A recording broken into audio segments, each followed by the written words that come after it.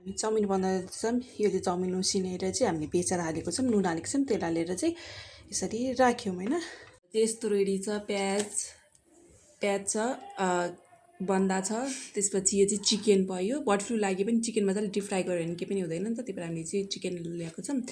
And this one is the घिउसिमी, आफ्नै बारीमा मतलब हाम्रो करेसा बारीमा फलेको। दिस वान इज प्याज। सो यस, अब चाहिँ हामी बनाउन लाग्दैछौँ। मैले चाहिँ तेल हालेर चाहिँ प्याजलाई भुटेको छु अहिले चाहिँ। अब त्यसपछि चाहिँ म चाहिँ मासु हाल्नेछु। सो अब चाहिँ म मासु हाल्न लाग्छु।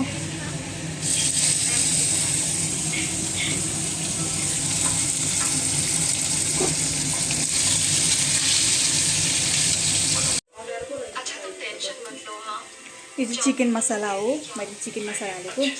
त्यसपछि मैले थोरै थोरै मसलाहरू हालेको है मैले। अनि मैले यो चिकन पार्ट अन्त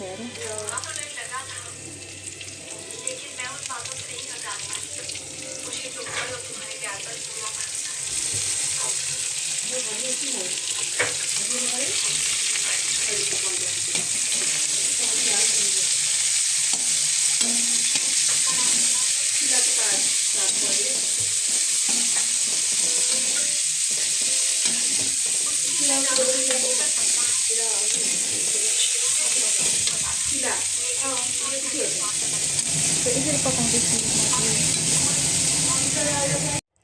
सबै तरकारीहरू पाकिसकेपछि चाहिँ हामीले चाहिँ सोया सस हाल्यौँ। सोया सस हालिसकेपछि त्यसलाई एकछिन मिक्स गरेर चाहिँ अनि अघि नै उसिनेको चाउमिन चाहिँ त्यसमा हालेर चाहिँ हामीले त्यसलाई के गर्ने, मिक्स गर्ने चाउमिनलाई पनि। अनि हामीले चाहिँ यसरी दुइटाको मद्दतले चाहिँ यसरी गर्छौँ। एउटा पन्यु र अनि अर्को चाहिँ काँटावाला त्यो चाउमिन चलाउने नै वालाले चाहिँ हामी यसरी मिक्स गऱ्यौँ। त्यसपछि मिक्स राम्रोसँग मिक्स गरिसकेपछि अनि सर्भ गरेर चाहिँ खाना रेडी भयो। हेर्न सक्नुहुन्छ, इट लुक्स। सो फाइनली चाहिँ रेडी भइसकेको छ चाउमिन। अनि अब चाहिँ हामीले खाना ल्याएको। यहाँ चाहिँ हामीले हट सस मतलब हामीले अचार, खोर्सानीको अचार बनाएको थियौँ नि त। सो हेरिस्, अनि त्यही हालेर चाहिँ हामी खाँदैछौँ।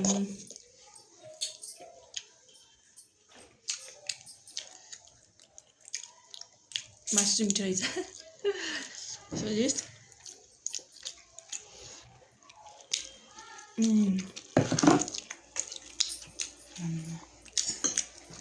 सो यो केचप पनि हालेर खान लाग्यो चाहिँ। खोर्सानी चाहिँ खतरा पिरो भएको छ, मिठो पनि। म त यसमा नै हालेको थिएँ, पकाउँदाखेरि पनि हालेको थिएँ। के सस क्या पिरोवाला? पनि पिरो भएर जान्छ।